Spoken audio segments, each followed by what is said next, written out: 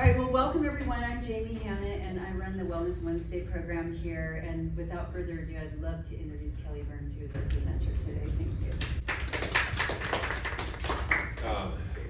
Thanks for coming. I think we're just talking. I was telling some stories and stuff too, and this topic as to like what are we going to do when we get that next wind-driven wildfire it should be scary. It should be scary for you. It's scary for me.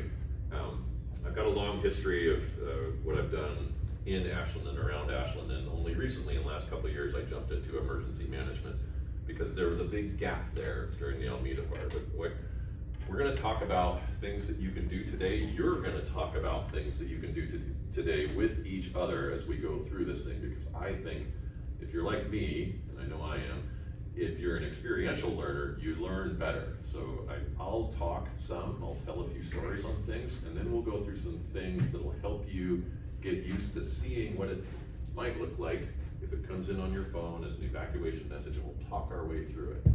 Because that kind of training is stuff that you can fall back on if and when the event happens. That's me, real wet behind the ears firefighter. When I started as a firefighter, I knew it was going to be a temporary job. The first firefighter I ever met, it was at a career fair in high school, and he didn't make a very good impression on me because I was smarter than I needed to be, and I was a teenager, so I was angry. Every sentence that he started to speak, he began with "da," and then he would keep talking, and I was like, oh my God, these people are terrible. And a job opportunity came around when I was going to school at University of Idaho. My uncle used to work for the fire department here locally, Ashland Fire Department. And he said, hey, what are you doing this weekend? We have a firefighter test. It would behoove you to show up. And I was like, wow, Uncle Marty, behoove, that's a big word.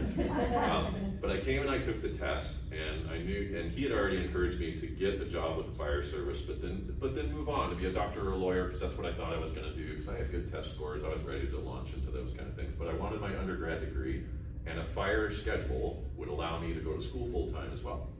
So I was born in Ashland. I've got 3 or 4 generations in the ground here. I did grow up in Alaska, though. My parents, when I was small, wanted to move far enough away that their family couldn't visit them every day. And so I grew up in the mountains and lakes and streams of Alaska, and somehow that transformed me, because most of my family is about this tall, and then I turned into this. And I think Alaska had a big part to do that. But we would come back here for summer vacations, and that was all through the 70s and early 80s. I got a humanities degree. I did graduate from Southern Oregon. I went to school at Southern Oregon State College, but I graduated from Southern Oregon University. And then I got languages and mathematics, because I learned that my degree was only really important to have the little letters after your name. It didn't matter what you took. And I liked math and languages, and I was paying for it. So I pursued that. It has nothing to do with firefighting, it has nothing to do with EMS, but that's what I did. My temporary job with Ashland Fire and Rescue lasted over 31 years. And as I got more into it and I saw the light, I was like, wow, the big secret about firefighters is that they're really medical professionals, because 9 out of 10 calls, 10 out of 10 calls, they're all medical. And so I wanted to be the best of the best at that, so I became a paramedic. That's the highest level EMT you can get. And then I just wanted to keep learning and keep going, and I wanted to be a great firefighter. There were times where even the old Ashland firefighters that I worked with would admit that it had been a year or more since they had gone to a fire. And that to me was a little embarrassing. And if I wanted to be good at it, it just meant that I needed to like train in other areas and go and bring back training to my local town. So I got excited and passionate about that. I trained at national emergency centers. I've trained in New York, and I just met all these other firefighters. Found out that we're all pretty similar, but some of them have really funny accents too, and they call it different things. So fire in Philadelphia is a job. We went to this job. And also I found that we're not going to a lot of fires either. Big cities, yes, there are more fires, but when they have more fires, they got so many more firefighters, you might be one truck or one engine out of 50 that go to it, and you sit there and wait, doing nothing, and then you turn around and go back to the station. So in Ashland, we have to do all the things. You have to be good at all the things because we're a small organization that responds to a lot of calls. And so through this 31 years, I learned a lot, I brought back a lot, and I got excited about it. On the day of the Alameda, it was a really windy day. Let's do a check here. Who was here September 8th, 2020? All of us went through that trauma together because that was super scary, and Talent and Phoenix burned to the ground. We almost lost 3 homes in Ashland, but we were there right at the right time, just to be able to push that beast away from those houses because it was going to take everything. My crew was the C-shift crew, and we had been running calls around 6 a.m. We did medical calls all night long, and then the wind was blowing so hard it was blowing trees into power lines. And so from 6 a.m. to about 10 a.m., we were just going from call to call to call for power lines down and trees into power lines, working with the electric department. And right around 10:30, things got quiet. The wind was still howling, and I knew it was going to be a busy day. So we get back to the station, and I'm like, hey, get something to eat. It's going to be busy. Like, we can do our charts later. I'm going to go upstairs to my dorm room and just take like 5 seconds just to close my eyes. And my head no sooner hit the pillow than the tones for the Alameda fire went out. And I knew it was going to be bad because it was a grass fire and it was on the far northwest end, and it takes a while for our engines to get all the way down there. But I get down to the bay floor. We have a pole in the fire station. It's actually really fun. I get down to the bay floor, and I'm the old guy. I'm the battalion chief. I'm supposed to be the one that's, the field general. And I know that you have to stay calm even in the face of something impossible. And so I'm looking out at the bay floor. Everybody's getting their gear on. I'm getting my gear on. And their eyes are big because they know this is going to be bad. And I said, hey, listen for my orders on the radio. I'm going to get there first. Listen for my size up. My size up is my initial scene assessment once I'm there. And parrot my orders back. And they're like, yeah, we got it. Okay. Parrot means repeat it exactly as I said it, so I know you heard me. And you're going to do what I asked. About halfway there, I'm crossing the railroad tracks across Hersey Street, heading down into the Quiet Village area, getting closer. I can see the column of smoke coming up, and it's blowing sideways right towards the neighborhood. And I know it's at the BMX park right next to the wastewater treatment plant.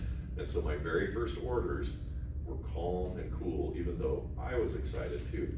And I said, Central, I have a visual on a horizontal column, meaning it's blowing across, heading right towards the Quiet Village neighborhood. Send all available law enforcement, code 3, and begin evacuations. And then she parroted it right back. Our dispatchers were top notch that day. That was just the beginning. And I've got a lot of stories of things that were impossible that happened that day. But one of the things that informed my next move, my next career move, was that about 15 minutes into it, I'd already ordered all the fire resources I could. I had air resources from Oregon Department of Forestry as well too, trying to hit the head of the thing to slow it down. I knew that we were going to lose homes in the Quiet Village area, and I'm doing that for the City of Ashland. I also know that fires don't know any borders, and because I have some street cred locally here because of all my years and relationships that I've had with people professionally and stuff too, then I can go to Medford, I can go to Talent, I can work with Jackson County, and we all speak the same language now, which is powerful because we didn't have that before, because we siloed. Wait, hang on. How old were you there? Sorry. That is 1991. I was 21 years old. Yeah. And wearing old fire gear, stuff that didn't protect us. It has soot all over it, and we now know that all that soot is cancer. And so, as soon as you get done fighting a fire, you clean up and get that stuff off your body. And it was a badge of courage to have soot all across your face and things. Nobody does that. And if they do, they haven't read the medical science. Let's see. So, Sioux City, I got that. Plenty of gas left in the tank. I feel like that every day. So I talked about how scary this subject is, and when I've given other talks like this too, sometimes the facilitators pull me aside and they go, Kelly, we don't want you to scare them. And so I'm like, okay. And so when I talk to our seniors, and it's in particular, I think everybody's a little scared by it, I say, hey, we're gonna have some fun, some serious fun, and then we usually laugh about that for a while. But the same thing applied with my kids, because I'm kind of high energy and stuff too. I had 2 daughters, and when mom had to go do her things, like work or play or whatever, dad's in charge of the kids, which is great. I'm a little riskier than she is, which I think that's common. But I would ask my kids, I go to them and I say, hey, what do you want to do? Do you want to go for a hike? And they'd be like, yeah. And I'd be like, all right, where do you want to go? We lived on the south end of town here, real close to the Y. Does everybody recognize where this is? This place, this bridge, is what my kids would call the highest place of all. And so they would say, let's go to the highest place of all. And I'd be like, okay, let me get a backpack together and we'll walk our happy selves up there. And so, so you know about the bridge. That's the highest place of all. You probably didn't know that. Do you know what's under the bridge? Do you know what's under here? Yeah. People that camp illegally, some homeless, and some not very nice people are there. And I know that as a 911 responder because I went to lots of calls up there where bad things happen with certain people. Not all of them are bad, but for some reason, many of them were bad in that area. And I went on some pretty gnarly calls there. And so here's why I'm telling you about that. We take the bike path, and then I'm gonna take them up out Clay and then up here. And I start heading that way, and they're like, no, Dad, we want to go up under there. And there wasn't a fence there like there is now, so it's harder to get in there. And I was like, I don't know, you guys, like it's a little dark under there. Why don't we just take the street? And they're like, no, we want to. They're girls, they're strong, and their dad's a pushover. So I was like, okay, let's go. So we're hiking up into the rocks, and we're gonna go all the way across under the bridge and then try to skirt the edge of coming out the other side. Raquel, my 4-year-old daughter, she's a trooper, and Julian, my 7-year-old daughter, they're trucking along, and Raquel's trucking along in her 4-year-old toddler body, and we're under there, and it feels weird, like it does. It gets a little too quiet, and it's kind of cold, and there's just strange garbage and things around there. And Raquel's walking along, and I'm behind her, and she goes, Daddy, I'm scared. And I was like, oh, all right, here, just I'll pick you up. And she's like, no, I'm just scared. And she just keeps going. And I was so stunned in that moment because I was like, what a cool awareness, what an emotionally intelligent thing to say, and then to still keep going. So that's what I want you to think of when we talk about scary things like evacuations and stuff too. Like, it's okay to be scared, but be like Raquel. Just keep moving purposely. And we did. We got to the other side. Everybody survived. I talk a lot about these different subjects to different groups and at different times. And I call it my Evacuation Readiness 201 for those of you academics that went to lots of university courses. It's probably 301 at this point because sometimes I'm impressed at the gaps that people have in the knowledge of just their own area. So it does feel advanced, but you can learn all these things too. Your sources of information, where you're getting your information to make decisions, because you need some of this. You don't need it from your social media, I'll tell you that. You might get it from an app, and I gotta tell you, there's a vast array of apps out there, and if they're community sourced, trust but verify, because much of the information on community sourced or crowd-based stuff is not good. So my first trusted source is our National Weather Service, and locally we have a really good office in Medford. And I'm friends with my weather nerds there because they know things. Other weather people, they don't always know exactly, because who's heard of a bad forecast before? But we have to rely on them. They are getting cut, and we're talking about how to keep them staffed throughout the fire season, especially because we need them to send out red flag warnings. Who here knows what a red flag warning is? Has some idea of it? What do you think about it? Some low humidity, high temperatures, wind. Right. Yeah, so it's those three things. And when we talk about low humidity, if it's too science for you, it just means how dry is the tree or the trees and the bushes out there, how quickly will they take up fire? And if it's a low number, they're gonna take it up quick and they're gonna put embers out, and that's what's gonna spread this fire. And so it's a high temperature, which is typically above 90. It's high winds, which is typically above 15 to 20 miles an hour. And it's low humidities, and if you watch the humidity scales, it's anything below 30%. It means there's not a lot of moisture in the leaves and the branches and things too, and it just means they're super dry and they're ready to burn. That's a red flag warning. It could be for a period of a day, like a part of a day. It could be a few hours. And we, regionally, where we have Jackson County as this big shape, right, and it's on the map, it could just be a small section that's in the red flag warning too. So it's kind of interesting to watch that.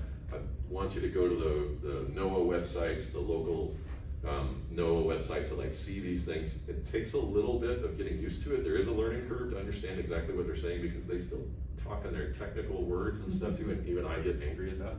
But good. Jackson Alerts is our messaging system that we have locally. That's it. Why does it keep changing names, right? It's like a very Ashland thing to change your name.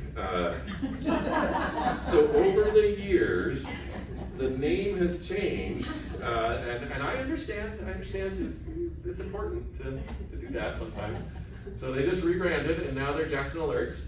It is actually it's a software platform that delivers messages to email, landline, cell phones, and stuff like that. That's it. That company is called Everbridge. Nixle was a company that did a very similar thing, but they were way simpler. And back in 2016, we had a fire chief here that saw the Everbridge system and saw the Nixle system. And if you want an Everbridge account, you gotta fill out like name and social security number and all this barrier after barrier. And oh, do you have this? And that was hard. And Nixle, all you had to do was text 97520 to 888-777, and you send it, bam, you get it. And so he could read the writing on the wall. He's like, well, we're gonna go with Nixle because that's easy. And sure enough, the proof was in the pudding because after 2 years, and let me back up for a second. Jackson County, the rest of Jackson County, Talent, Phoenix, Medford, and all the other unincorporated areas of Jackson County, they all went with Everbridge. Ashland went with Nixle. In 2019, 3 years after everybody signed up, we were like, well, let's look at the numbers. Let's see how many signups Ashland has. And Ashland had 19,000. The rest of the county, which includes around another 100,000 people, like we're just 20,000 here, right? We're small. So we had 19,000 people on the Nixle stuff. The rest of the county had 30,000 people out of 100. And so we were like, I think we made a right choice. Now the funny thing with Nixle is like it was a little company that did this thing. Everbridge acquired them. And then began like, there are no people working at Nixle anymore, but they kept the functionality of Nixle. So it still exists. It'll still come across as a link sometimes on your messages, which is confusing. And now it's called Jackson Alerts because that is our account locally. It's Jackson Alerts. Don't get too much deeper into that. It's still confusing. And I'm kind of riffing again on some of this. Trusted sources then, where you get your information from, friends, neighbors. Ashland CERT, like we are training them to help support in these efforts. I can't put a CERT person in harm's way. Like if there's a fast wind-driven fire, like a CERT person is flammable just like we all are. We're not putting them there, but we might deploy them during like a level 1 evacuation notice, which means the danger's, it's in the distance, we got time. It's time to like make sure our go bags are ready, and CERT volunteers can go door to door and just say, hey, what's your plan? Where do you think you're going? Just like get people prompted. So I'm working with the fire department to make sure that we can do that. We're actually doing a drill next week on Wednesday in Zone 7, where we are going to have our CERT volunteers go door to door. There's a little prep thing that they're doing tomorrow to like let people know, and then next week we'll actually do the drill. I'm pretty excited about that. You are prepared ahead of time. You already have your go kits, and someone already threw themselves on the stake of shame, saying, I totally failed in my go kit. It's actually something that you can do which will help reduce your collective stress around this. So if you just throw a few useful things into a bag and then make sure that bag is in your car or your bag saddle bag if that's your mode of conveyance, or your wagon because you're a runner, and maybe that's the only, you don't have a car, and you throw that in on red flag warning days, like that helps you get more in control. That gives you more agency. You're going to do better in the actual event. Make your plans, level 1, 2, and 3. We have 3 levels of evacuation. We'll talk about those, and the best thing you can do is have a plan for each one. And if they're similar, that's fine, but that's how you begin to solve the puzzle as to like, what am I going to do if I get a notice? You can plan this out for yourself and then share it with friends, family, trusted neighbors, someone else who lives out of town that you visit frequently. So share it with them so that in the event that communications go down, they already know what you're doing. because you're gonna follow that plan. And So, that's super important. yeah. Your mode of conveyance, I say that there, as gas tank full, or your battery charged. Has it been serviced recently? Or are you thinking that the trailer, the camper trailer that you haven't moved in 4 or 5 years, is gonna be great in a mass evacuation? No, it's the tire's gonna pop, the axle's gonna break, and you're gonna be that person then that blocks everybody else. And you talk about something that's scary, everybody can be scared of that. I'm scared of that. It makes my stomach turn when I see these videos of people trying to flee, like in Lahaina and in Paradise, and any fire, of just the traffic being backed up because people are freaked out because their vehicle breaks down. Like, this is the season to get all that stuff ready to go. And if your plan is to drag your trailer, then make sure it's ready to go. Don't just put that off anymore. Get the good tires on there, because you don't want to be part of the blockage. And if you are, you want to be able to move out to the side to at least let people go by, and then maybe somebody will give you a ride. I'll talk about that piece too as a hopeful thing. Finally, the places where you live, like, know your town. You don't have to be a firefighter and know every street and like cross street and stuff too, but you better know like the places you frequently go. And I want you to think about something else. I put it down here at the bottom, open spaces. The backup plan, not the primary plan, but the backup plan. The primary plan is for you to get out, is to evacuate. The backup plan is when the roads do get clogged up, because it will happen, because there's a lot of humans, there's a lot of vehicles. If you're stuck, then you can look around your town on a nice day, on a bluebird day, and find wide open spaces that if you needed to, you could just walk your happy self or roll your happy self there and wait it out. Because that's how people survive. But that's the backup plan. I don't want everybody just hanging out in parking lots. And I can't tell you which one to go to because I don't have the authority to do that. But I gotta tell you, as a citizen, if there's an open space that I know about, I'm gonna go there, if I can't get out. Think about that. All right, and then practice ahead of time your evacuation route and timing, or, yeah, how fast you can get your stuff together when you get the notice. That's a real thing. Like when you receive, you're carrying your device. Everybody got cell phones here? Does everybody have cell phones? Does anybody not have a cell phone? It's okay. It's okay if you don't. Does anybody have a landline, just a regular old phone?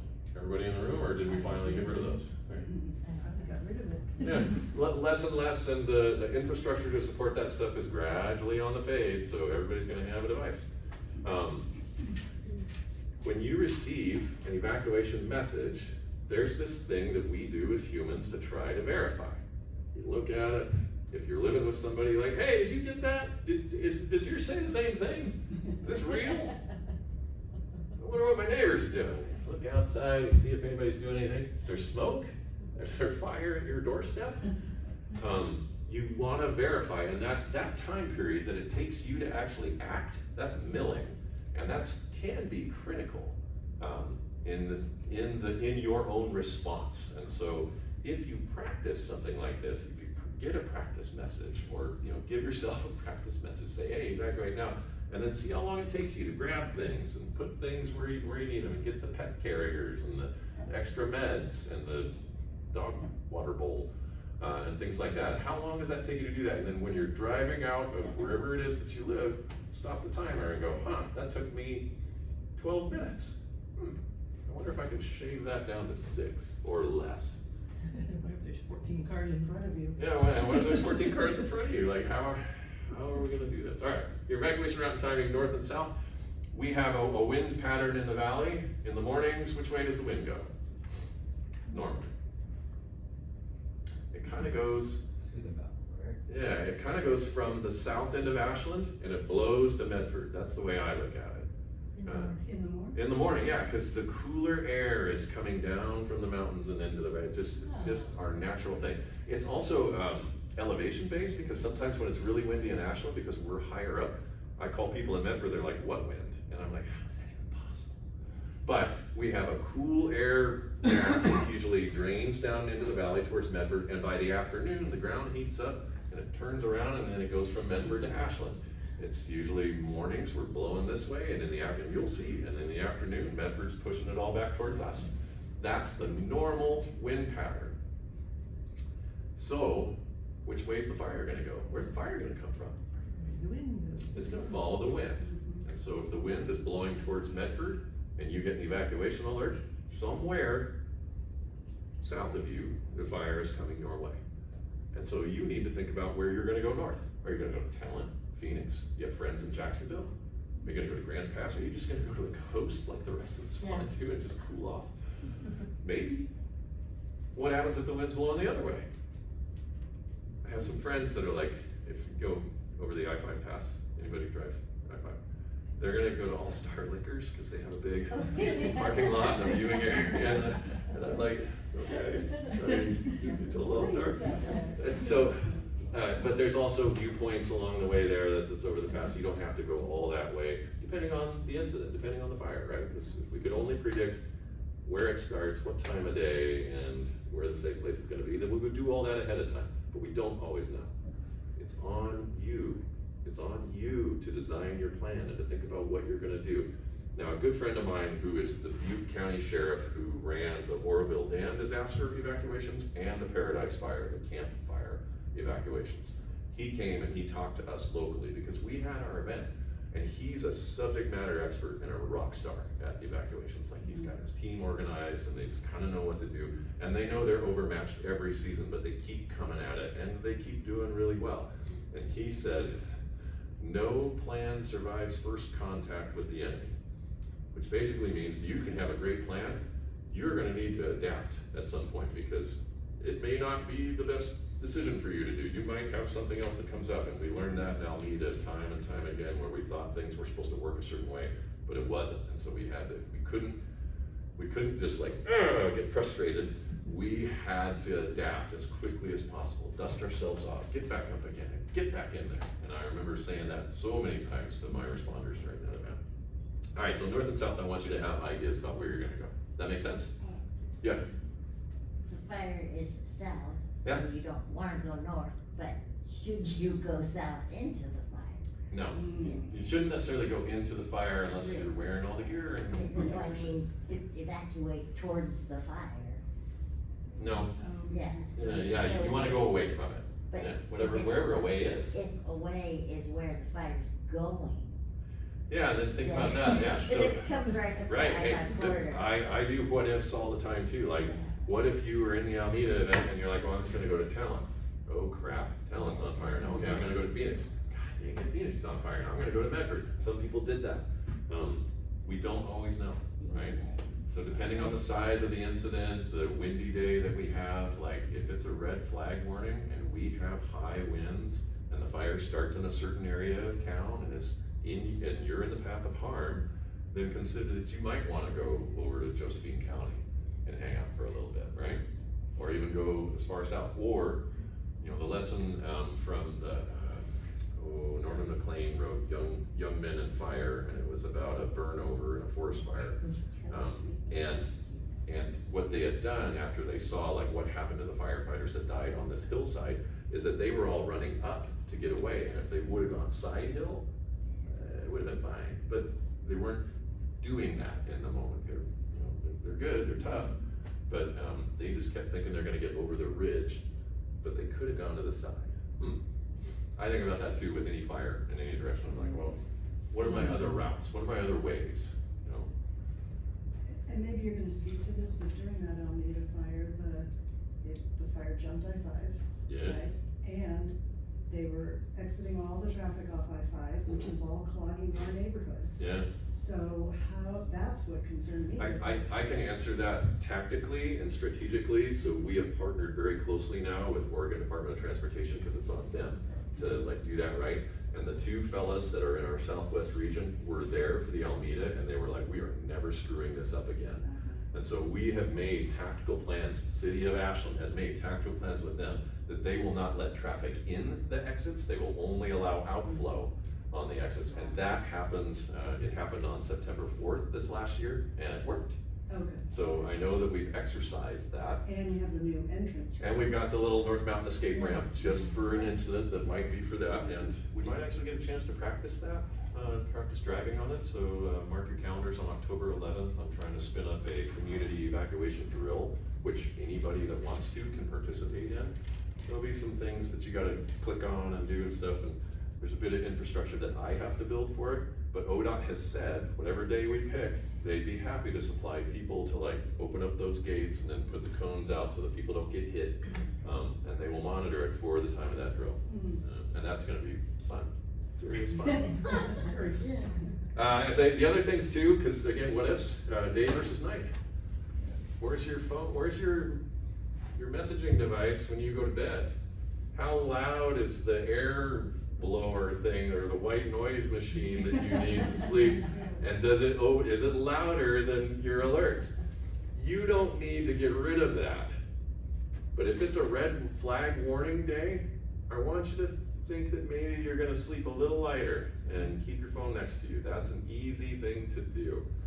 And maybe don't drink that strong herbal tea before you go to bed too, because you wanna be able to wake up. All right, so how do we handle some of our own situation? We'll sign up for alerts first. If you haven't signed up for Jackson Alerts, the new name, if you had an account with them, all your information is still there. It's just that you won't be able to get back into it to update like an address change or a new device until you click the link from the email that Jackson County sent out to you to say, hey, if you have this, you should update your account, just check it.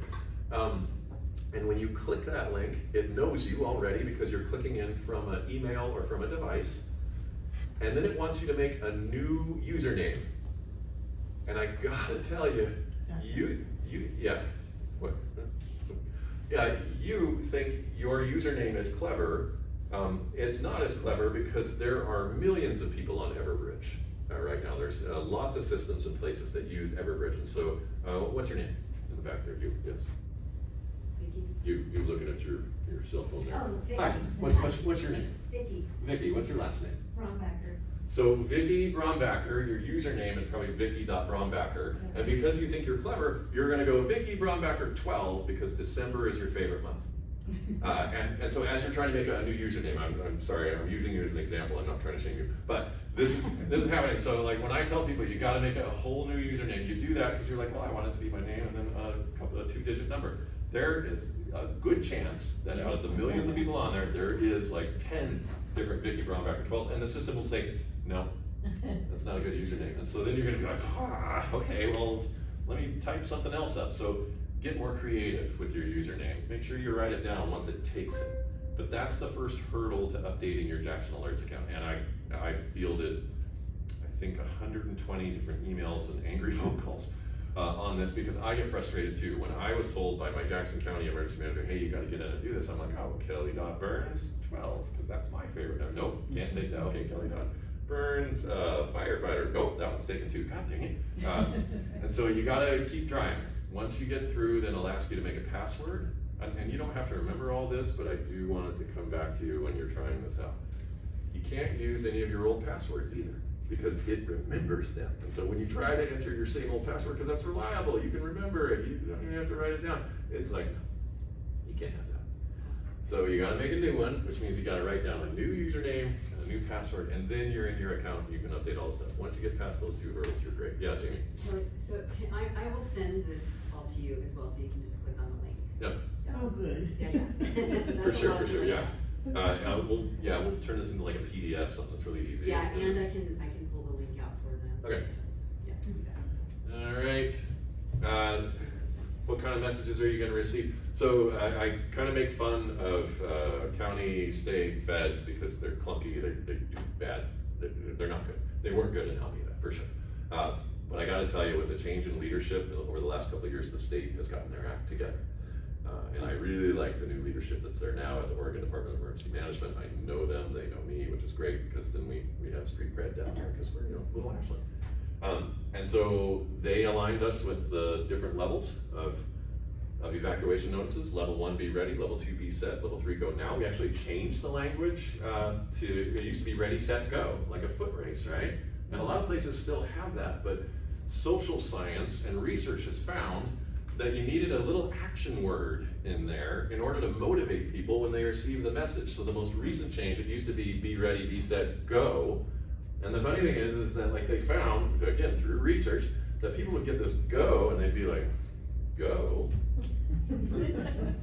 Telling me to go, or go where, or something like that. So it wasn't enough. So now they added over the last, it was about a year and a half ago, go now. That makes people go. In another year, there'll probably be a third word too, but just get used to it, it's fine. It makes neuroplasticity to retrain your brain. So these are our 3 levels. Now, not every place you go in the United States has these. Idaho, they're on fire all the time now too, and they're actually coming here to learn from us. But they don't have, in Boise, big old Boise, and they get fires and houses burned down, multiple houses and stuff too, and they're like, well, what do we need that for? What do we need these things for? What do we need zones for? And they're learning that they do. So Oregon has this, and thank goodness for the state, this is what they put together. They put this in multiple languages now too, so it's super accessible across, I think, 30 different languages. And so this is a little card that they developed, which again, I liked. Whoever did that did great. I have a bunch of them here today, and it's not just that I want you to have this, it's what's inside that counts. And inside each of these is what to do during an evacuation and a decent checklist. Way to go, state. What to pack if you have time and a decent checklist. Critical safety stuff. What to do inside your home if you have time. That's a great prompted list. And what to do outside your home if you have time. All that's in there. You should all take that home and then hang it up, review it, share it with friends. And then after you evacuate, it has instructions there. So it gives like a breakdown of each level. It gives the easy level thing here. But I really like this. And since they made that, then I had our local print shop print up a ton of them. Because the state's like any government agency, they say, hey, here's this resource. And I go, great, 7,500. And they're like, no, print your own. Okay, thanks. All right, so here's our practice. I've been talking at you for a little while. What's it gonna look like when you receive that message? Just this year, in coordination with Jackson County Emergency Management with Medford, because they have an emergency manager, and little old me, we designed the language. Now, I like to be more human in my language, but Jackson County is kind of our overriding authority on some of this too, so they're more robotic and confusing, I think. But this is what a message will look like in Ashland, just outside of Ashland, in Talent, in Phoenix, in Medford, anywhere in Jackson County. This is what you will see if you get a level 1 be ready on your device. Let's see if I can pull that up. And I did it for Ashland, and again, this is what it will look like. Ashland Police Department has issue day, and then if you are a native Spanish speaker, we verified all the language on this too. Some of the translations for the Spanish speakers, for Ready, Set, Go, they actually did it, Ready, Set, Go, the verbiage for a foot race. And it's like, and so the state actually had figured this out. And I looked at their stuff and I'm like, hey, local people that are putting out this for our Spanish speakers, can you just double check with that? Because you should be, as they put it, preparado, which I'm saying it wrong. But, and it was nice to have them come back and go, oh man, we should be more aligned with the state. Yeah, because they figured it out. All right, so that's what your message will look like. Ashland Police Department, law enforcement is in charge of evacuations. The fire department can tell you to go, but ultimately it's the law enforcement agency with jurisdiction in your area that is in charge of your evacuation. When you leave your home, they have to make sure your home is secure. No looters getting in or anything like that, because too many humans. What do you see up there though? ASH is a lot of numbers. Yeah, wait. So that's the question. What is it with the new zone names? Who here is already aware that Ashland has 10 evacuation zones? And how do you know that? How do you know that? There are announcements that come out, I think, with utility bills and Yeah. stuff. Yes, okay. What else? Anyone else? I have a printout on my refrigerator. Great. You probably got that from the website. Did anybody else have any idea about how they know what zone they're in? You walked around town and seen any of these signs? I just looked up the map. Okay, great, you looked at the map. But what's it with the new zone names? Like, we're zone 1 through 10, we're Ashland, right? In 2018, we got awarded a grant to design, in 2018, we got awarded a grant to design evacuation zones. They wouldn't get published until a year after the Alameda fire due to the time frame that it takes to get that kind of work done. But we were the first in the valley to have puzzle pieces like this. Does anybody understand? Does anybody not know why we need evacuation zones? It's not everybody has to evacuate. Because not everybody has to evacuate. It's actually a strategic move by wildfire agencies. When there's any wildfire going on, you divide the wildfire up into sections so that you can say, hey, this is divisions, and that's what they call them, divisions. We call it zones, but you have zones so that you know where your work areas are, and then because the fire isn't in all of them, it might just be in zone 10 in the northwest, just like the Alameda. None of the other zones like need anything. Great, they just need to stay put, hopefully. So it's a strategic tool, and it's used by all over the West Coast. California has done this for years before we got zones, and we were trying to learn from them because they were burning up every year, and then they're like, yeah, we divide everything up into these zones. But why did we change the name? Well, last year in May of 2024, Jackson County, in coordination with Jackson County Sheriff's Office and every municipality, drew zones all over the county. And we used the California way of 3 letters and 3 numbers. So what is ASH 00X? It's what the Western United States is doing, and we are adapting. As much as I know we're special, zone 1 through 10, we are also so zone 1, what does it look when we translate it to that? What would it be? 001. 00 ASH 00. Why is it ASH? Ashland. What would you be in Medford if you were in MFR. MED 001? What if you were in Talent? TAL. You're good at this. So Jackson County zones outside the city are JAC, and they're everywhere. Now, the entire Jackson County is puzzle pieces and stuff too, so when we get fires and we need to make evacuation orders, we can just say, hey, just that zone is under a level 3. Just that zone is under a level 2. Just these 4 zones. In the I-5 fire off of September 4th, I kind of cut it off here. This is JAC 542. This is JAC 541. Both of those zones had different levels of evacuation in them. If anybody remembers that. So know your zone. Know the ones that you're in frequently too. Like learn your town. Learn your city. We have 10 Ashland zones. Learn to know which zones you're in. Being better prepared means learning routes into and out of town. You get to learn them because there's more than one way out. There's not that many, but there are other ways to go. Now, I was trained by a really mean, crusty, retired Seattle fire chief. He was my mentor. Mentors are supposed to be mean to you. And I learned a great deal from him to be good at what I did as a firefighter. And so he would torture me with any place we went to. And if I come through the door, he'd be like, okay, rookie, what's your second way out? And I'm like, and that drill is that he's saying the way that you came in is now blocked. Fire and monsters are in the way or something like that.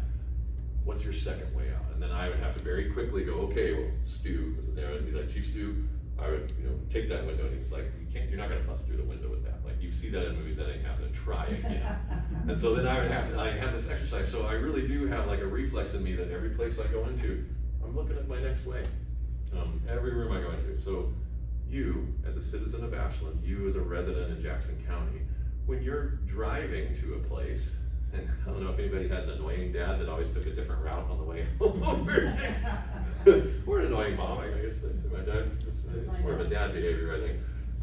I want you to learn routes. I want you to learn alleyways. I want you to learn other roads, side streets that take you different directions, but also can get you to the same place. A lot of paths to the same place, because inadvertently and truly, during the event, your primary route will likely be blocked. So rookie, what's your second way out? And start learning that. Okay, so just take a drive, start learning the names of streets. Move. I mean, and every town in the United States, every town in the world right now is grappling with this. Because they found out that like your beautiful little mountain town that you have has one way in and one way out. Ooh, ouch, okay. What are you gonna do then? How are you gonna handle that? Because you can't just slap down a road and make a second way. Maybe in some places you can, but it's not easy and it's not today. So learn your stuff. All right, and then I've got a PSA that we have on the city webpage because of some PowerPoint things. We're just not gonna open those. We're gonna keep moving on. I think I'm kind of going long here. So what does it mean to you in your situation? Here's where you get to do some work. Name three things you would do upon receiving a level 1 evacuation and share this with someone next to you, and you have 2 minutes to do it. So please work cross table, talk to each other, turn around and face and talk to each other, and thank you for wearing your mask. If you're feeling ill, we can, but say what you would do if you received a level 1. Gather the pets and the carriers. Number one. Yeah, Through my different texts and, not the cat, Word FLE. documents. That's what I call my Medications. FLE. And see what the notice is. yeah. I do too. I actually went to Vermont and just bought a couple of backpacks and easy to grab. Yeah. That was good. My worry is that I live We have a travel ban, have that ready with dog food. Yeah, it's, can happen so fast. We were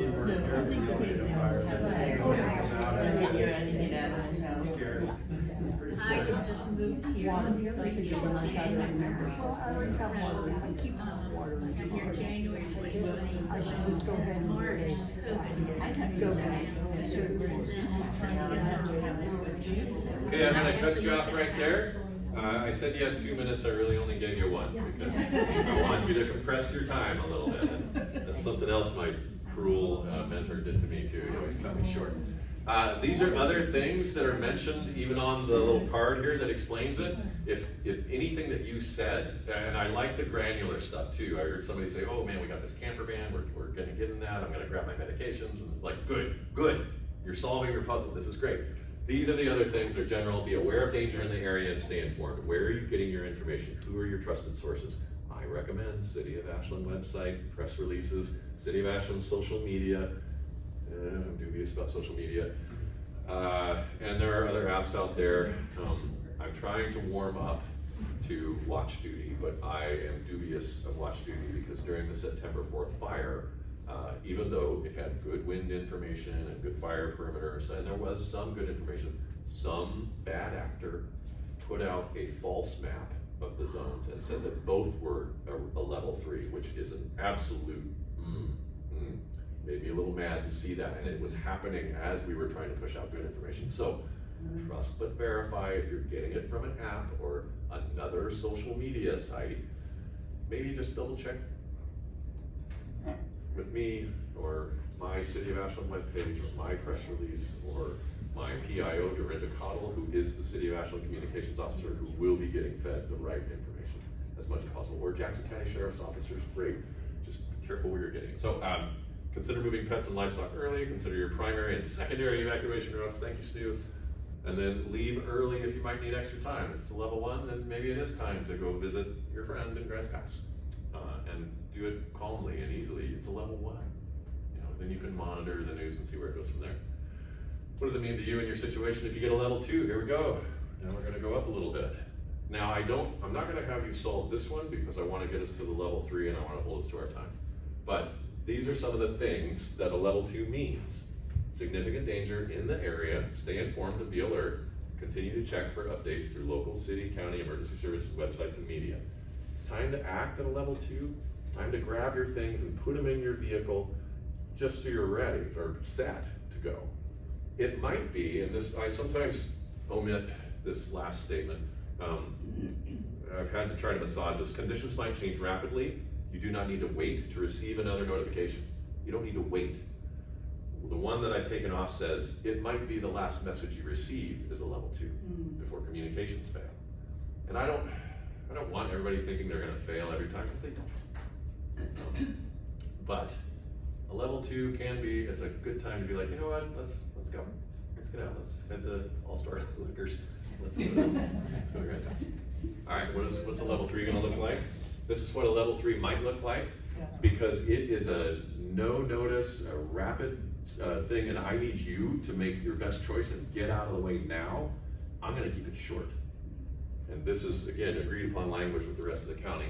Go now, evacuate immediately for all Ashland evacuation zones. And because I needed anybody that comes to these talks to, well, I'm in zone 7, you didn't include zone 7. Okay, I'm not writing out all the stuff. I'm just gonna say all of you, just as an exercise. It may be that it's only one zone, and I will specifically say the zone in the message, okay? So, what is,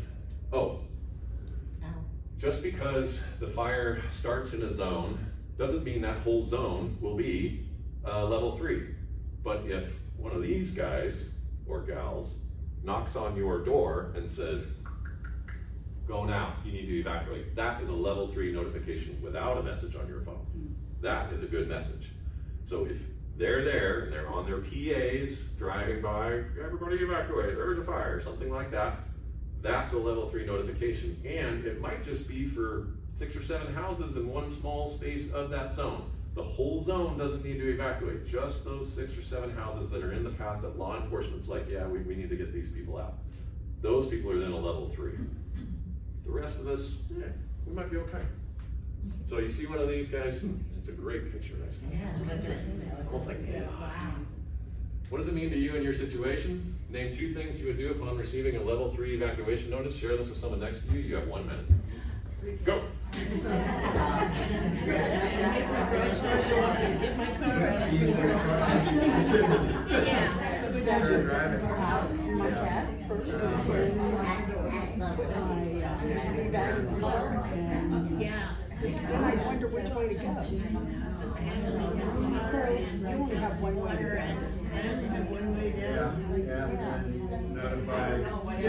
It goes down, and then there's a little street that turns out here and goes down, but these are all houses that would also be going down. So going straight down Yes. All right, I'm gonna stop you a little bit over 30 seconds. Was it different? Was it different from a level 1 to a level 3? Yes. Why is it different in a level 3? Tell me why. A level 3, you actually grab the dog and put it in the car and go. And go. Yeah, what else? For anybody else, why is it different? Because it's an emergency, and it's not the time to be like, okay, I need to grab this and this and this and this. Especially if an officer is knocking on your door and saying to go, grab your keys and go. If you've done the prep work ahead of time, you've practiced a couple of different routes in and out of your place. You've also got your go kit in your car because it was likely a red flag warning day. And so that's ready to go. And then you've thought about, okay, it is that day. I'm gonna tell my friend, hey, if anything happens today, like I'm going here. That's my destination. That's where you will find me if something happens. And then when it happens, you're set. You're ready to go. Hey Kelly, I know there's ding-dongs out there that are like, oh no, I'm not Sure. in my There are property. people that think Is there that- legal ramifications there, or? No, we are America, and you can choose to stay at your own risk. And I can tell you that Australia has been dealing with this a lot longer than we have, about a decade more, because they've been burning down neighborhoods. And they had this practice of stay and defend. And people hear that, and then they think, well, yeah, I'm gonna do that too. And the trouble with anywhere in the city limits of Ashland, there is no reason to stay and defend because you will lose. In a wind-driven wildfire, you are going to lose. Now, it'll eventually catch your building on fire because of all the thermal energy that comes off of the building next to you. That's on fire. There's a good saying that I'm trying to adapt to my presentations now from Australia. They say your fire is your neighbor's fire. And that's a level of accountability that I don't think we've adapted into our lives yet. But you gotta understand that, and so you can do it either way. Your neighbor's fire, that's your fire too. That is gonna be your fire. Your fire that you somehow started because you thought it'd be cool to do a luminary thing for a celebration of a birthday or something like that, and it catches in the tree. Whoa, we never thought, whoa, fire. Because even smart people can mess things up. I'm smart, I've messed up plenty of things. Your fire is your neighbor's fire, so think about that. Think about the plants you have around your home. If you do some of those mitigation things of like clearing those fuels that are gonna catch your house on fire, you have a much better chance. But the whole stay and defend thing, like, we've talked about this. We've mapped out areas of town. We're like, well, what about here? What about there? And it's like, no, not with the rate of spread that happens on these fires and stuff too. You have no chance. And every person that's like, I'm gonna stay and defend, except for the people that have, like, you saw it in the Palisades fire, this like concrete bunker building, beautiful. with like sprinklers on the top that spray fire retardant and stuff too. Well, nobody has that. Nobody has that money for that here. And they survived and everyone else around them burned, okay? That's not happening today, it's not happening in Ashland, so don't get caught. And yet, if you're living more rural, and you've got wide open spaces where you can park vehicles into it, and you can clear fuels from around your place, like, there will still be people that do that, but not within the city limits, I'd say. That's why I'm encouraging people to like, figure out your routes, primary route, take it, secondary route, take it if you need to, and then your fallback plan is find an open space if you need to get out of your vehicle. All right, here's some other things, and sorry, we're a couple minutes over, but I wanna get you all through this. You're doing great, by the way. Everybody doing okay? I mean, you're all nodding just because I'm compelled you to. This is the stuff, there's extreme danger in the area. You get a knock on the door, you get a level 3, it's like, okay, fire's coming. Time to leave. Leave immediately, do not stop to gather belongings or protect your home. Emergency responders may not be available to help you if you call 911 or stay. Follow your emergency plan, take your go kit with you as you leave, drive carefully, turn on your headlights, follow instructions from local authorities. Once you're safe, check in with friends and family, tell them, hey, I got to All-Star, I'm safe. I had this extra thing with CERT because I gave a similar talk with them. I'm gonna push past that. Because we attract a lot of attention here in Ashland and the county, because we've burned for decades. We keep having worse and worse incidents. Things keep getting harder, and the events keep getting bigger.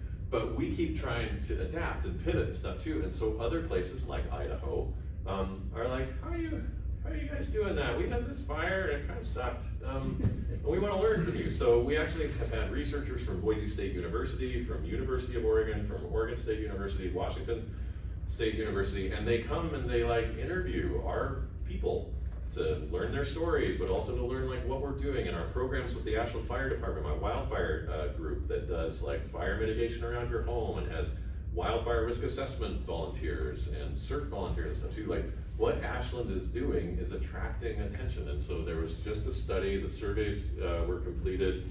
I presented a few of these at different things to like get people to do it. But my researchers said May 31st was the cutoff day for the rest of them. And we've had about 300 respondents now, which is a really good sample size for the survey they were doing. Like they were like, well, if you just get like 70 or 80, I'm like, no, this is Ashland, we're gonna get a lot. And so when I asked for the final number just last week from one of the researchers, like, we got 302 or something like that. That's amazing. And I'm like, oh man, you're gonna sift through a lot of information. They're like, yeah, it's a good problem they have. And then I put cute guinea pigs because Ashland's, we're guinea pigs. We're cute.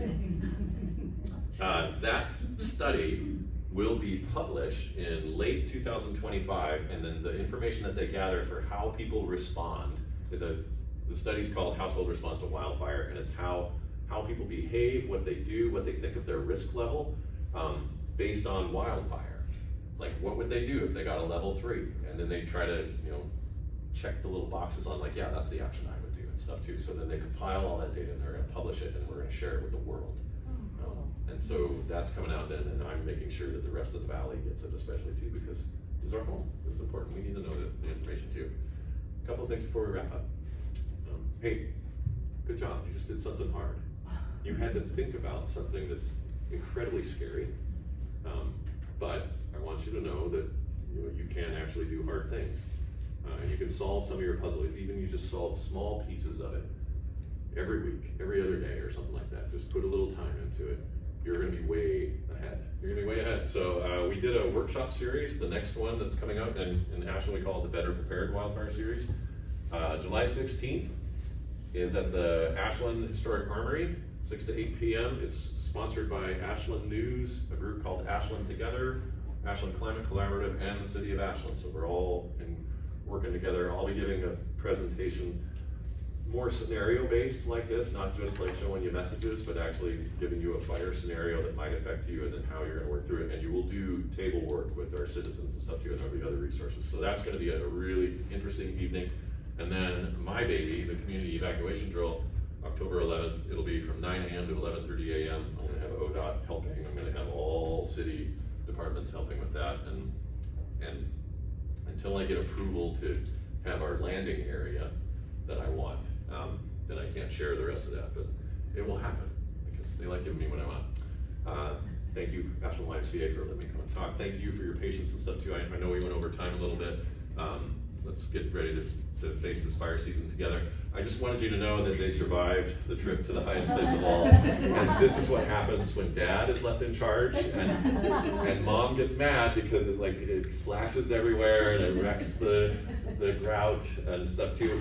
But we sure have a good time. And that's what and they're big now. They're like adults and stuff too. And they probably love having you show that picture. Yeah, they don't like it. That's me. Jamie will send this out to anybody that's. Yeah, I already sent it. Okay. Everybody in here. Thank you. Yeah, Cool. You're welcome.